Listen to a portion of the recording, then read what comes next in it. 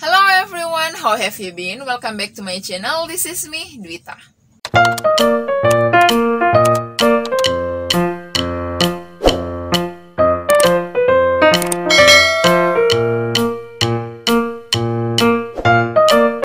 Well teman-teman, pada kesempatan kali ini sesuai judul dari video ini, kita akan mencoba membahas bersama beberapa contoh soal yang keluar di saat ujian CPNS atau P3K khusus untuk formasi guru bahasa Inggris. Nah, untuk soal-soal ini saya download dari salah satu website untuk belajar tes CPNS yang menurut saya sangat recommended ya teman-teman. Karena teman-teman tidak hanya belajar tentang bahasa Inggris, teman-teman bisa belajar tentang P3K, kemudian materi, soal, contoh pembahasan, tips and tricks. Di situ ada misalnya materi TWK, TIU, TKP, dan masih banyak lagi ya. Teman-teman bisa langsung aja ke website ini. Dan juga saya akan nanti tulis di deskripsi video ini. Jadi teman-teman bisa langsung aja download di sana dan kita akan bahas soalnya secara bersama-sama. Oke teman-teman? Oke teman-teman, langsung saja kita coba membahas soal yang pertama. Oke, di sini ada next to the library bla bla bla which is confiscated by the state court. Nah, di sini ada pilihan jawaban Alpha, Bravo, Charlie, Dwita. It is a dark house is a dark house, and a dark house. Oke, jadi kira-kira pilihan jawaban yang tepat yang mana ya? Kalau teman-teman menemukan soal seperti ini, kita langsung fokus aja di blank space-nya ya. Jadi jangan fokus kemana-mana, apalagi membaca soal semua. Kalau ini masih mending, ini masih pendek soalnya. Kalau soalnya panjang, jangan membaca keseluruhan soal, karena kita tidak punya waktu yang banyak ya teman-teman. Nah, langsung aja ke blank space-nya. Kemudian kita lihat ya teman-teman, di sini ada which is confiscated. Oke, which is confiscated ini adalah adjective clause teman-teman. Nah, yang perlu teman-teman ingat adalah ketika ada adjective clause, maka yang jatuh sebelum adjective clause itu adalah noun. Itu ya teman-teman. Oke, karena di situ sebelum which harus noun teman-teman, maka yang duluan salah adalah pilihan jawaban yang B. Kenapa? Karena ada is di sini, ya. Seharusnya langsung aja ke noun. Noun atau noun phrase atau noun clause atau pronoun, yang penting ada noun-nounnya, ya. Yang kedua yang akan salah adalah pilihan jawaban yang Oke, kali ini saya akan menyalahkan diri saya, ya. Jadi pilihan jawaban yang selanjutnya salah itu adalah yang D. Nah, mungkin teman-teman bertanya, kenapa bisa yang D salah? Oke teman-teman, jadi satu hal yang perlu teman-teman ingat ketika mengerjakan soal seperti ini, baik soal seperti ini atau soal TOEFL ya, teman-teman harus mengingat bahwa ketika ada satu verb ya, maka conjunction-nya itu 0. Kemudian ketika ada dua verb, maka pasti ada satu conjunction. Ketika ada 3 verb, maka 2 conjunction dan seterusnya. Oke? Nah, di sini kita bisa lihat bahwa di sini ada verb. Ada verb is confiscated. Oke, kemudian ini kan verbnya ya, ada satu ya berarti verb. Kemudian which itu adalah conjunction. Oke, berarti kita mendapatkan satu verb, satu conjunction. Oke, jadi kalau misalnya ada satu conjunction berarti verbnya ada 2 ya, 2. Oke, jadi pilihan jawaban yang D itu auto salah karena dia tidak memiliki verb gitu ya teman-teman. Jadi dia cuma rangkaian, ini namanya rangkaian noun phrase. Jadi dia hanya noun phrase aja tanpa memunculkan verb, dia nggak bertanggung jawab ya. Oke teman-teman, jadi pilihan jawaban yang tepat ini ada di antara A dan C. Oke? Nah teman-teman, sebenarnya pembahasan soal nomor 1 ini agak panjang ya teman-teman. Kenapa? Karena di sini ada perbedaan pendapat. Jadi sebenarnya teman-teman, di kunci jawaban yang ada, itu jawabannya adalah yang A. kunci jawaban ya teman-teman. Tapi teman-teman, menurut saya, menurut sebagian orang yang mungkin udah belajar dan ada beberapa buku referensi atau mungkin yang punya referensi sama seperti saya, pasti akan setuju dengan pilihan jawaban yang C. Jadi saya memilih pilihan jawaban yang C. Kenapa nggak yang A? Oke, kita bahas ya teman-teman. Jangan sampai nanti ini memunculkan pendapat sok tahu lu gitu ya. Jadi saya nggak akan berpendapat seperti ini kalau sebelumnya saya belum pelajari atau mungkin saya tidak punya buku referensi gitu ya teman-teman. Oke, kita lihat dulu kalau misalnya kita pilih jawaban yang A. Oke, it is a dark house. Oke, teman-teman, di sini ada it. Oke, ada beberapa alasan ya yang saya punya. Alasan yang pertama, kalau teman-teman memilih yang A, kemudian di sini it ya teman-teman. Nah, it itu bisa jadi dia pronoun teman-teman. Pronoun it itu untuk non-person, menggantikan non-person ya. Contoh misalnya, I have an apple.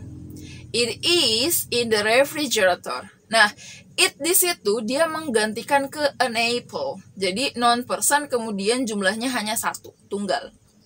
Jadi di situ fungsinya it. Nah, kalau misalnya kita memilih pilihan jawaban yang A, it-nya ini nggak ada acuannya, teman-teman. Ya, jadi dia nggak ada acuan, dia mengarah kemana, menggantikan siapa. Oke, nggak mungkin ya menggantikan library. Gitu ya, teman-teman. Itu alasan yang pertama. Oke, alasan yang kedua, mungkin teman-teman ingin lebih memaknai. Jadi mungkin teman-teman mau memaknai gini. Di samping perpustakaan ada sebuah rumah yang tidak berpenghuni.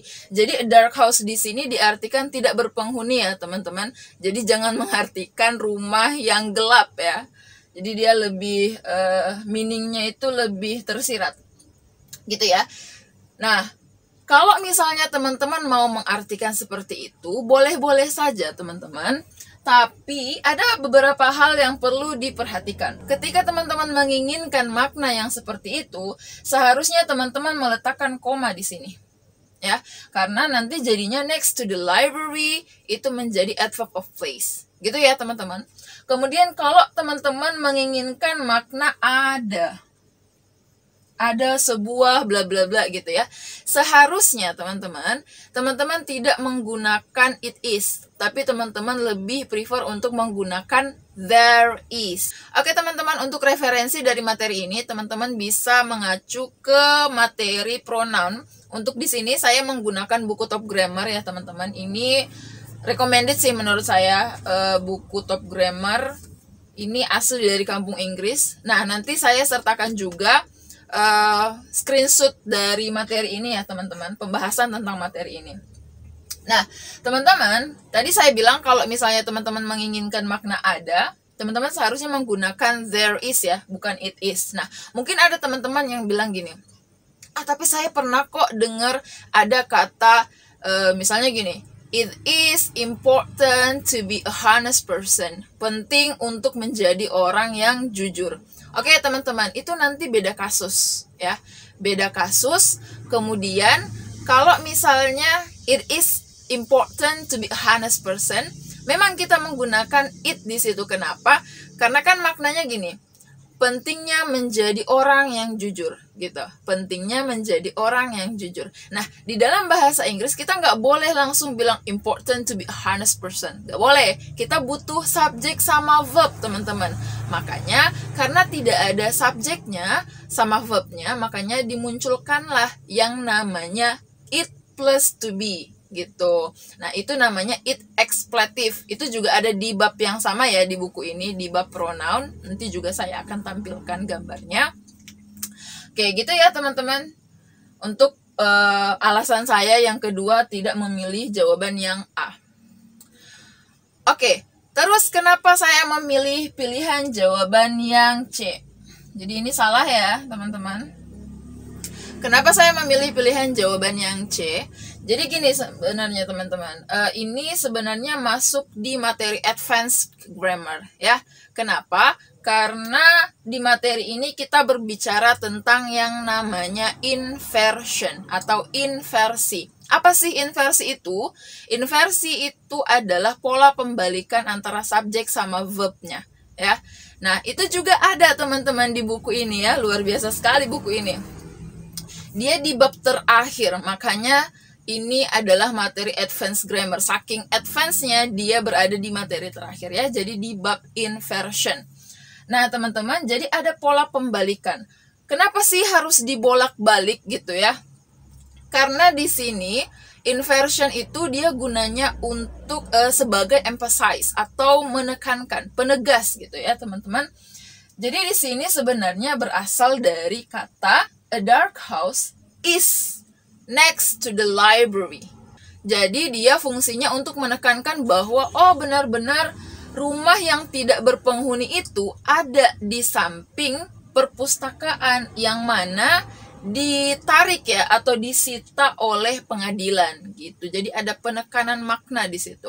Jadi ini sebenarnya masuk di materi advanced grammar. Gitu ya teman-teman. Kalau teman-teman punya pendapat lain tentang soal nomor 1 ini, teman-teman bisa komen di kolom komentar ya teman-teman. Oke teman-teman, kita lanjut ke soal yang kedua. Oke, di sini ada my classmates were going to watch blah blah blah, but the review said that was a flop. Oke, kalau kita perhatikan pilihan jawaban dari Alfa sampai Dwita itu hanya permasalahan kebolak-balik teman-teman ya.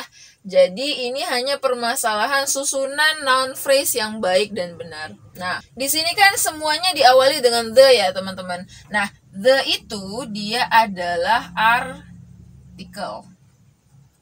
Jadi artikel itu kayak the, an, sama itu artikel teman-teman. Nah, jadi kalau susunan noun phrase itu artikelnya dulu.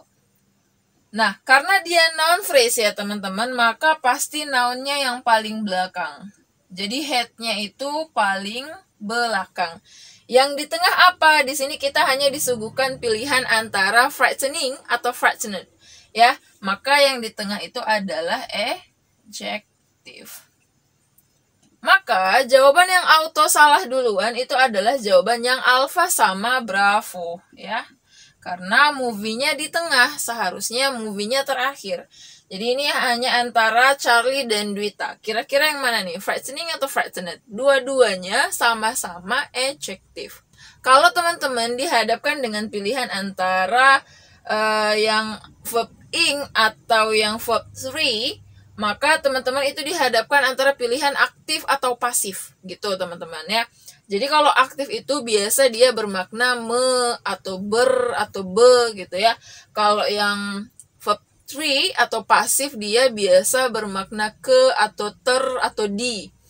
Nah, di sini ini kan frightening, frightened itu berasal dari kata frighten ya, verbnya yang mana artinya menakuti.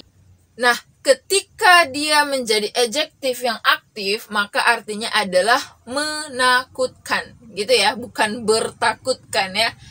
Kemudian kalau dia frightened, dia artinya ditakutkan, yang ditakutkan atau ketakutan, gitu, boleh juga, gitu. Jadi kita tinggal mencocokkan makna nih. Kira-kira kita butuh makna yang mana? Film yang menakutkan atau film yang ketakutan? Kayaknya nggak mungkin ya kalau film ketakutan ya, tapi film itu menakutkan teman-teman ya. Jadi jawaban yang tepat adalah yang C. Oke, jawaban yang D ya, kali ini Dwita salah lagi ya. Oke teman-teman, kita lanjut ke soal yang ketiga. Oke, di sini ada blank space, kemudian the tardive response, he wasn't allowed to enter the institution. Oke, di sini pilihannya kalau diperhatikan hanya antara memilih conjunction atau preposition ya teman-teman. Nah teman-teman, ketika teman-teman dihadapkan dengan pilihan seperti ini, yang harus teman-teman ketahui adalah kalau conjunction itu diikuti dengan subject verb ya. Kemudian kalau preposition itu diikuti oleh object of preposition. Nah kita lihat setelah blank space-nya itu ada the tardy response. Nah the tardy response ini adalah rangkaian noun phrase. Jadi nggak ada unsur verb-nya di sini. Seandainya ada verb ya, misalnya the tardy response itu bisa menjadi subject, tapi nggak ada verb-nya. Maka jawaban yang merupakan conjunction itu salah. Gitu ya teman-teman. Kita lihat antara Alpha, Bravo, Charlie, dan Delta, Yang merupakan conjunction itu adalah yang yang C, teman-teman ya. Maka yang C itu salah. Karena kita nggak butuh conjunction di sini ya. Berarti antara alfa, bravo sama delta, duita ya. Kita lihat di sini mereka bertiga ternyata kelas katanya adalah preposition ya. Jadi mereka bertiga berkemungkinan menjadi jawaban. Tapi nggak mungkin ketiganya ya teman-teman. Nah, kita lihat bagaimana cara membedakannya. Kita lihat walaupun mereka bertiga ini adalah preposition, tapi mereka berbeda dalam makna. Kalau because of itu sama maknanya dengan because. Cuma bedanya itu, kalau because of itu adalah preposition, kalau because itu adalah conjunction.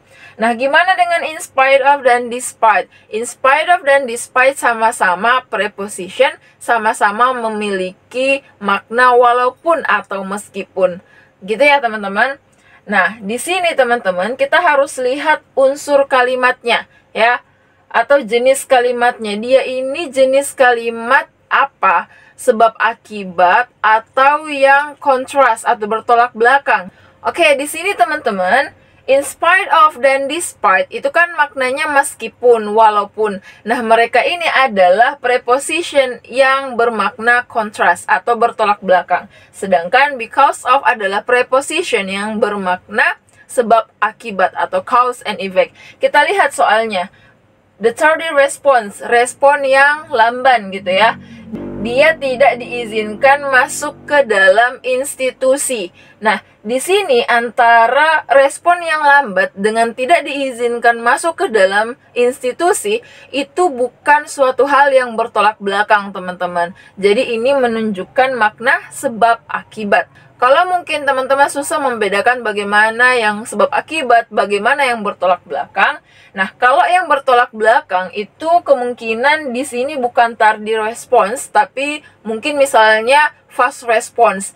Jadi kan masa udah fast response tapi masih tidak diizinkan untuk masuk di institusi. Itu kan bertolak belakang ya teman-teman. Kalau ini nggak bertolak belakang ya. Jadi ini lebih ke makna sebab akibat ya.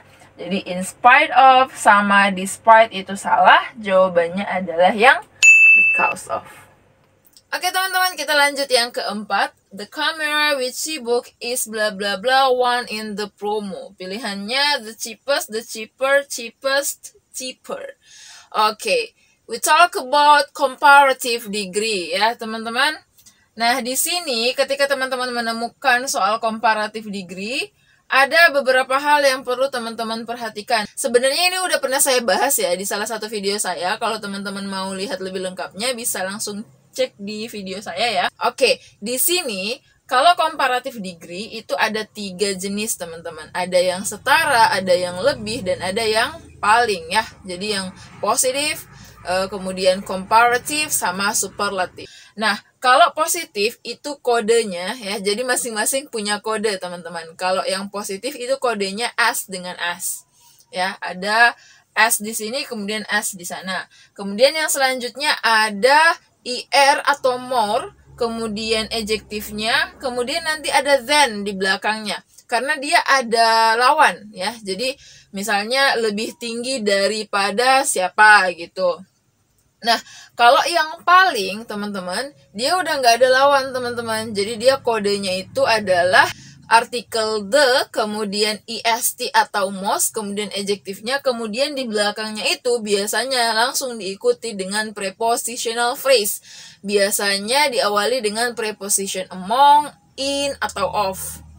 Nah, di sini teman-teman kita tidak menemukan as, kita juga tidak menemukan than ya. Yang kita temukan adalah kata in. Berarti dia adalah yang paling superlatif gitu teman-teman. Nah, ingat pola yang superlatif itu pasti ada the-nya. Tapi ada catatan sih. Ada sih yang nggak pakai the tapi punya catatannya. The kemudian est atau most, kemudian adjektifnya, kemudian in ya, karena di sini kita pakai in. Nah, jadi otomatis jawaban yang duluan salah adalah Charlie dan Dwita. delta ya. Nah, jadi antara A sama B. Nah, kita bisa lihat jelas ya bahwa kalau yang B itu nggak mungkin menjadi jawaban karena kita nggak butuh IR ya, tapi kita butuhnya IST. Jadinya kita butuh di sini meaning paling murah ya, bukan lebih murah. Kalau the cheaper lebih murah ya. Jadi kita nggak butuh the cheaper, kita butuhnya the cheapest. Oke, sekian teman-teman pembahasan untuk beberapa contoh soal CPNS formasi guru bahasa Inggris ya teman-teman. Nah, ini adalah contoh dari soal structure and written expression. Nanti kedepannya insya Allah saya akan coba buat lagi untuk soal yang error recognition. Ya teman-teman, semoga bermanfaat ya video ini. Jangan lupa untuk like, comment, share, and subscribe. Thank you so much. The last I say, cheerio.